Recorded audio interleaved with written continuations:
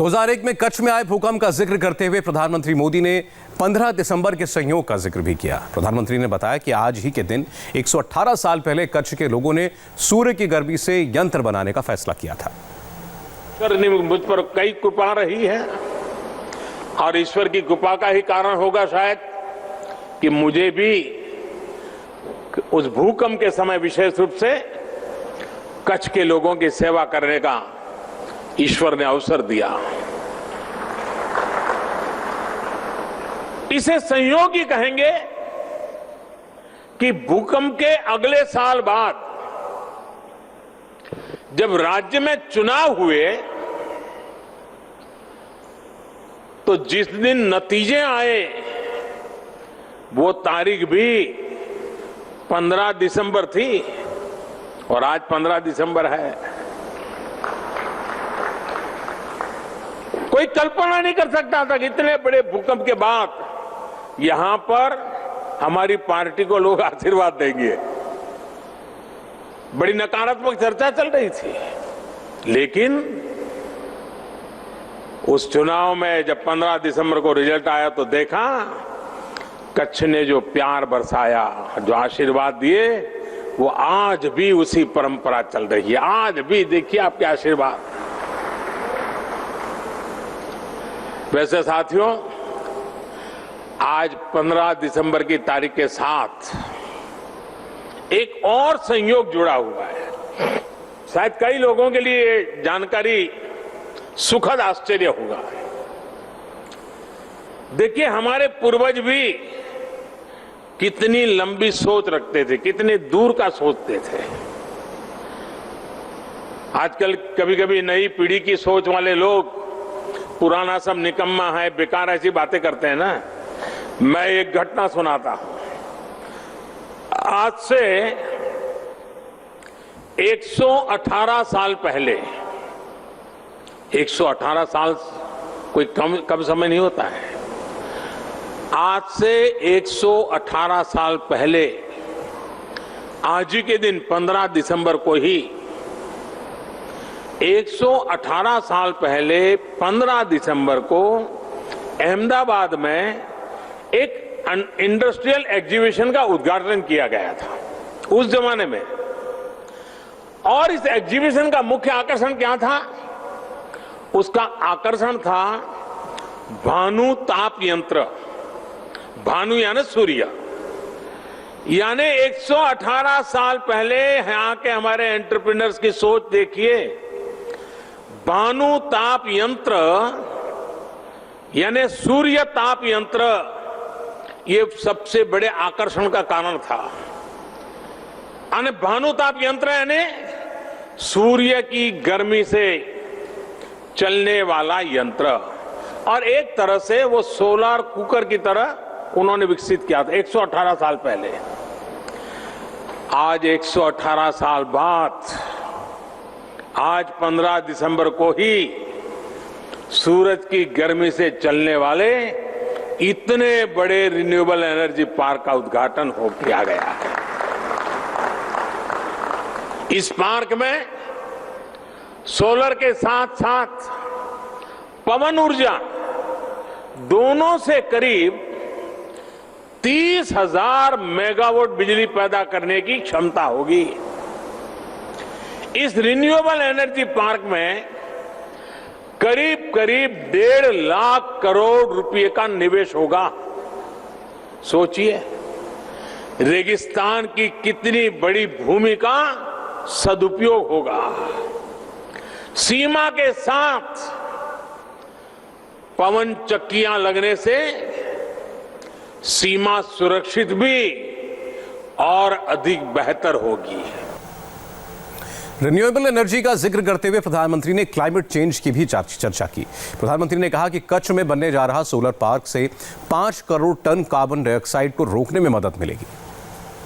इस प्रोजेक्ट से किसानों और उद्योगों दोनों को बहुत बड़ा लाभ होगा, और सबसे बड़ी बात, इससे प्रदूषण कम होगा, हमारे पर्यावरण को भी लाभ होगा। इस रिन्यूएबल एनर्जी पार्क में जो बिजली बनेगी वो प्रति वर्ष 5 crore tonne carbon dioxide 5 crore tonne carbon dioxide emission उसको रोकने में मदद करेगी।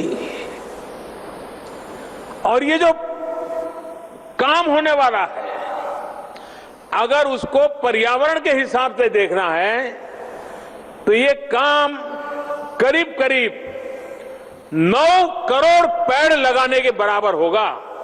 9 करोड़ पेड़। ये एनर्जी पार्क भारत में per capita carbon dioxide emission को भी कम करने में बहुत बड़ा योगदान देगा। इससे करीब 1 लाख लोगों को रोजगार के नए अवसर भी उपलब्ध होंगे। इसका बहुत बड़ा लाभ कच्छ के मेरे युवाओं को होगा। बीते 6 सालों में देश में सोलर एनर्जी से बिजली बनाने की क्षमता 16 गुना बढ़ी है।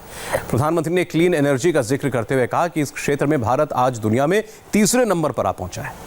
याद है जब गुजरात ने सोलर पावर को बढ़ावा देना शुरू किया तो यह भी बात आई थी कि इतनी महंगी बिजली का क्या करेंगे, क्योंकि जब गुजरात ने इतना बड़ा कदम उठाया था तब सोलर पावर उससे जो बिजली थी वो 16-17 रुपये प्रति यूनिट बिजली मिलने की बात थी।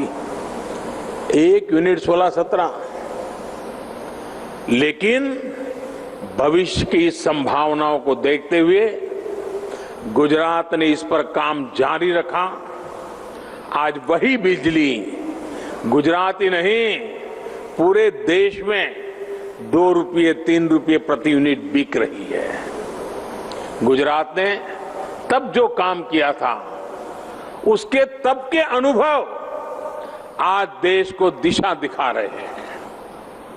आज भारत रिन्यूएबल एनर्जी के उत्पादन के मामले में दुनिया की चौथी बड़ी ताकत है। दुनिया की हर हिंदुस्तानी को गर्व होगा दोस्तों। बीते 6 साल में हमारी सौर ऊर्जा उसकी हमारी क्षमता 16 गुना बढ़ गई है। हाल में एक क्लीन एनर्जी इन्वेस्टमेंट रैंकिंग आई है।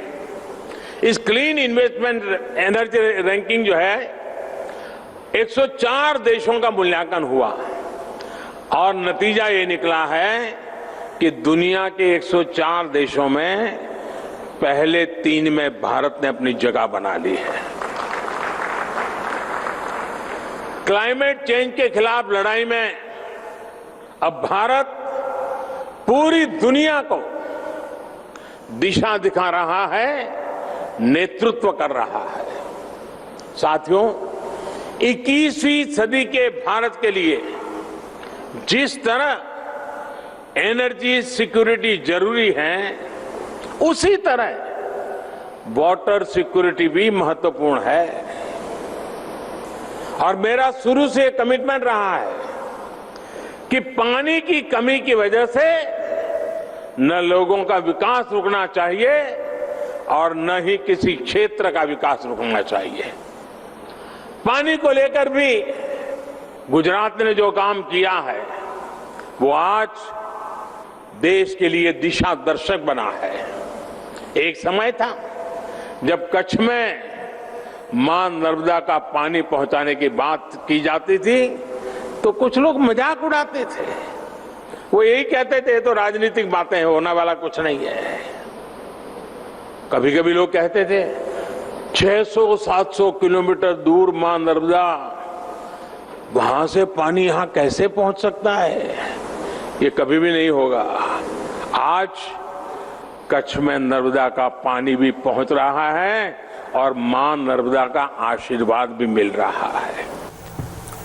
हमारे लिए वक्त हो गया एक छोटे से ब्रेक का। लौटते हैं, देखेंगे इस वक्त की हेडलाइंस।